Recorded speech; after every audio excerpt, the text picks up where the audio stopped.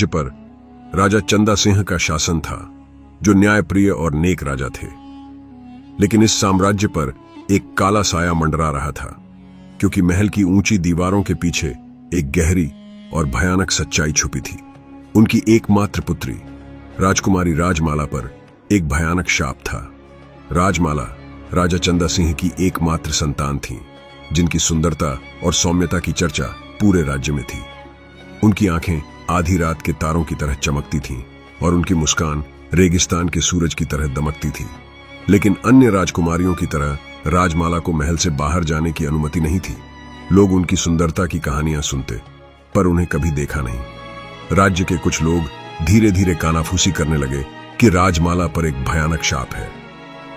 कहते हैं कि कई साल पहले राजमाला की मां रानी रतिका रेगिस्तान में एक बूढ़ी तांत्रिक से सामना हुआ था।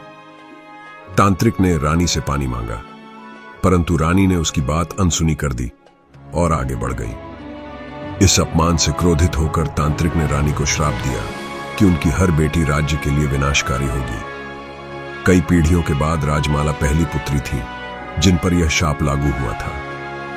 राजमाला के 16 वर्ष की होते ही अमरगढ़ में अजीब घटनाएं घटने लगी।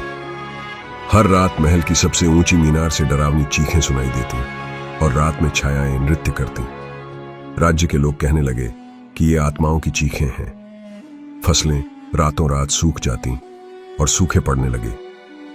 लोगों को विश्वास हो गया कि यह सब राजमाला के कारण हो रहा है, भले ही उन्होंने यह बात खुलकर नहीं कही। इस शाप से छुटकारा पाने के लिए राजा चंदा सिंह ने राज्य के सबसे ज्ञानी साधु संतों को बुलवाया। कई अनुष्ठानों और यज्ञों के बाद यह निष्कर्ष निकला कि केवल एक पवित्र हृदय वाला राजकुमार ही राजमाला से विवाह कर इस शाप को समाप्त कर सकता है। लेकिन यह काम आसान नहीं था। शाप के कारण कोई भी व्यक्ति उनके पास टिक नहीं पाता। जो भी राजकुमार उसे देखने आता वह डर कर भाग जाता। एक दिन जैसलमेर के प्रसिद्ध योद्धा राजकुमार वीर अमरगढ़ पहुंचे। वह राजमाला की कहानी सुनकर रहस्य और चुनौती के प्रति आकर्षित हुए और राजमाला से मिलने का फैसला किया। वीर, जो बहादुर थे, ने सोचा कि उनके साहस से यह शाप टूट जाएगा। राजकुमार वीर को एक अंधेरे हॉल में लाया गया, जो पुराने राजस्थानी टेपेस्ट्री से सजा हुआ था। हॉल के अंत में एक पतले से रेशमी पर्दे के पीछे राजकुमारी राजमाला खड़ी थीं। जैसे ही वीर ने आगे बढ़ने की कोशिश की, उसे चारों ओर से अजीब आवाजें सुनाई देने लगीं। आवाजें उसे पीछे हटने का कह रही थीं, लेकिन वीर ने अपनी हिम्मत बनाए रखी और जैसे ही उन्होंने पर्दे को छुआ, एक अजीब शक्ति ने उन्हें पीछे धकेल दिया। उनका दम घुटने लगा, मानो किसी अदृश्य हाथ ने उनकी गर्दन पकड़ ली हो। तभी उन्होंने एक मधुर परंतु दुखी स्वर सुना। यह राजमाला का था। जाओ जैसलमेर के राजकुमार, यह श्राप केवल साहस से नहीं टूटेगा। वीर, जो समझ चुके थे कि यह शाप बेहद गहरा है, ने महल के सबसे बूढ़े सेवक लाखू बाबा से मदद मांगी। लाखू बाबा ने उन्हें महल के नीचे एक गुप्त मार्ग के बारे में बताया, जो श्रापित मीनार तक ले जाता था। वीर एक जलती हुई मशाल के सहारे उस अंधेरे और रहस्यमयी मार्ग पर बढ़े।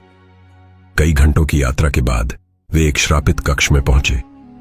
कमरे के मध्य में एक पत्थर की मूर्ति थी, एक महिला की, जिसके हाथ मन्नत में उठे हुए थे।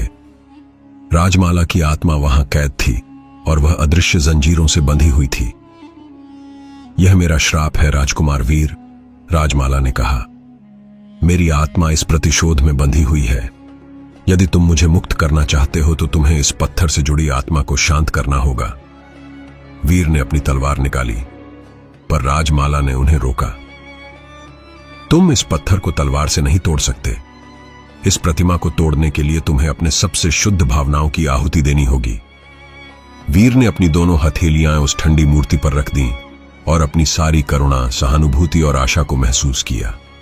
धीरे धीरे मूर्ति गर्म होने लगी और उसमें हल्की सी चमक आ गई। वीर ने तांत्रिक की आत्मा से प्रार्थना की, माफी मांगी और वादा किया कि अब किसी का अपमान नहीं होगा।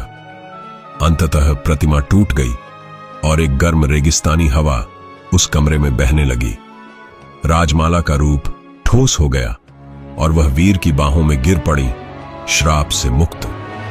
जब वे महल लौटे तो लोगों ने उन्हें चमत्कार समझकर उनका स्वागत किया। राज्य में फिर से समृद्धि आई, फसलें लहलहा उठी और अमरगढ़ में खुशी लौट आई। राजा चंदा सिंह ने उनके विवाह का आशीर्वाद दिया और राज्य में सप्ताहों तक उत्सव मनाया गया। इस प्रकार वीर और राजमाला का विवाह हुआ और अमरगढ़ और जैसलमेर एक हो गए। उनका यह प्रेम और साहस का किस्सा राजस्थान के रेगिस्तान में सदियों तक सुनाया जाता रहा।